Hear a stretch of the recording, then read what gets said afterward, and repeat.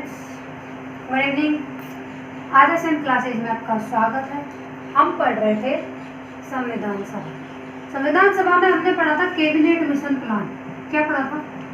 कल अपन ने पढ़ा था कैबिनेट मिशन प्लान। इसमें से मेरे पास एक कमेंट भी आया था, कमेंट का आंसर देना भी जरूरी है। देखो, कैबिनेट मिशन प्लान कब आया भारत, क्यों आया, किसने भेजा, किस लिए भेजा, ये सारा अपन ने कल पढ़ा था कि कैबिनेट मिशन प्लान 24 मार्च 1946 को भारत आया था। क्यों आया था? दो उद्देश्यों के साथ आया था। कितने उद्देश्यों के साथ आया था? दो उद्देश्य, दो एम्स, ऑब्जेक्ट्स। दो उद्देश्य कौन कौन से थे? पहला तो था कि भारत में स्वतंत्रता दिलाना, अंतरिम सरकार बनाना। स्वतंत्रता दिलाना मतलब अंतरिम सरकार बनाना।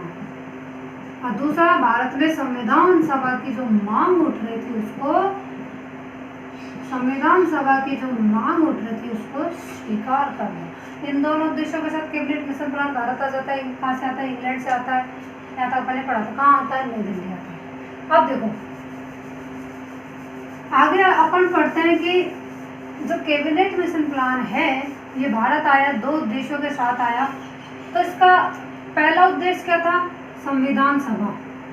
अब देखो, संविधान सभा वो बनाएगा कौन? Cabinet mission plan. संविधान सभा, भारत में जो संविधान सभा की मांग थी वो काफी दिनों से उठ रही थी कि हमको संविधान बनाने के लिए एक संविधान सभा चाहिए। तभी तो एटलीस्ट कैबिनेट मिशन प्लान भेजा था, गिफ्ट में थोड़ी दिया था हमको।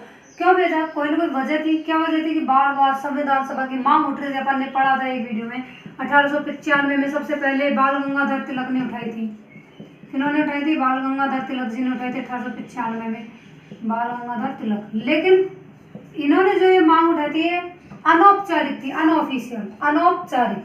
देखो, औपचारिक और अनौपचारिक में क्या फर्क होता है ये समझो पहले। इंपॉर्टेंट क्वेश्चन है, बार बार आता है कि संविधान सभा की सबसे पहले अनौपचारिक मांग किसने उठाई थी? बाल गंगाधर तिलक ने। कब उठाई थी? 1895 में। किसमें उठाई थी? देखो, इनकी मैगजीन निकलती थी, एक पत्रिका निकलती थी, स्वराज पत्रिका। पता है सबको? स्वराज बिल, स्वराज पत्रिका निकलती थी।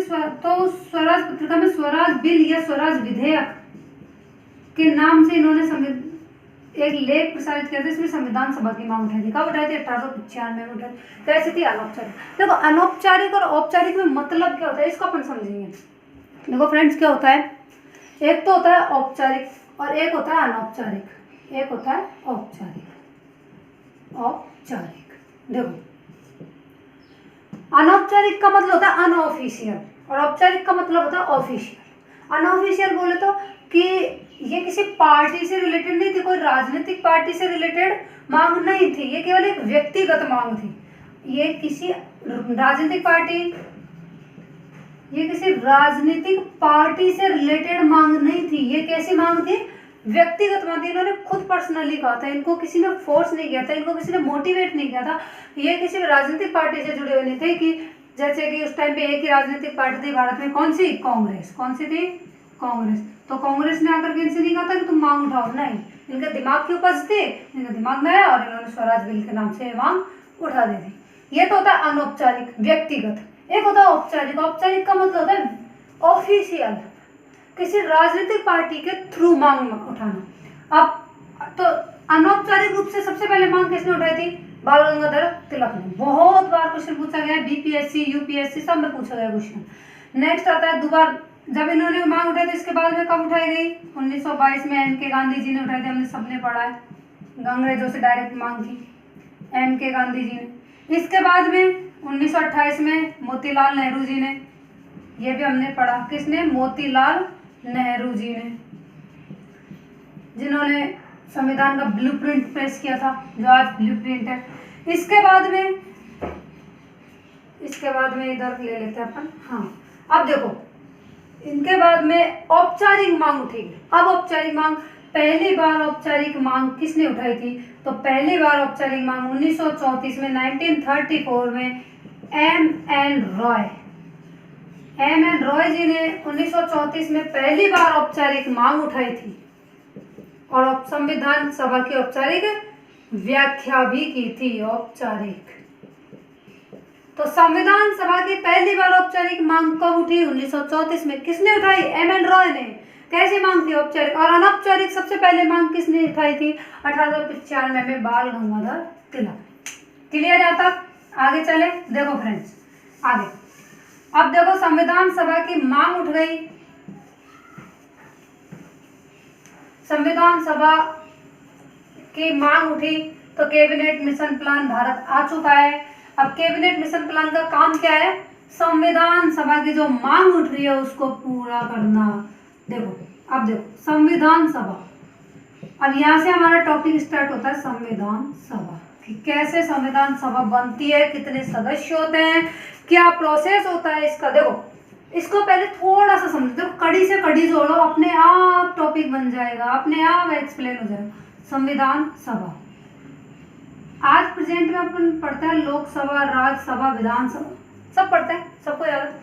देखो लोकसभा, राज्यसभा, विधानसभा, सबके लास्ट में क्या आता है? सभा आता है। तो सबसे पहले ये समझो कि सभा क्या बीमारी है, क्या इसका मतलब क्या है। जब इसको समझोगे अपने आप संविधान सभा समझ में आएगा। देखो सभा, सभा का मतलब क्या होता है? असेंबली। अब सभा जब होती है, कोई भी असेंबली होती है, कोई भी मीटिंग होती है, तो उसमें लोग होते हैं, पीपल होते हैं, बहुत सारे कैंडिडेट होते हैं, होते ही नहीं होते, होते हैं। तो सभा का मतलब अपन ग्रुप ऑफ पीपल लगा सकते हैं, ग्रुप ऑफ पीपल मान सकते हैं। सभा का मतलब क्लियर, क्योंकि सभा में लोग होंगे तभी तो सभा बनेगी। अब ये ग्रुप ऑफ पीपल किसके लिए था? संविधान के लिए। भाई हम संविधान बनाएंगे तो सभा लोगों को इकट्ठा करेंगे, तभी तो लोग अपने अपने दिमाग लड़ाएंगे, तो ग्रुप ऑफ पीपल। अब देखो संविधान बनाने के लिए हमने लोगों को इकट्ठा किया, तो ये लोग आए कहाँ से? ये पीपल वर्ड जो है, ये पीपल जो लोग हैं ये आए कहाँ से? कहीं से ना कहीं से तो आए होंगे, ये तो नहीं कि टपक गए उठ गए, नो, कहीं से ना कहीं से आए होंगे। तो इन लोगों को लाने के लिए हमारे संविधान सभा का क्या हुआ था? चुनाव, और चुनाव के माध्यम से ये लोग संविधान सभा में आए। तो समझ में आया लोग कहाँ से आए थे? चुनाव के माध्यम से। कहाँ से आए थे? चुनाव के माध्यम से। अब होगा संविधान सभा का चुनाव, कितने सीटों पर चुनाव होगा, कितने सदस्य चुने जाएंगे, ये सब पढ़ेंगे अपन कल। Thank you friends. अगर वीडियो आपको पसंद आए तो लाइक, कमेंट और शेयर जरूर कीजिएगा।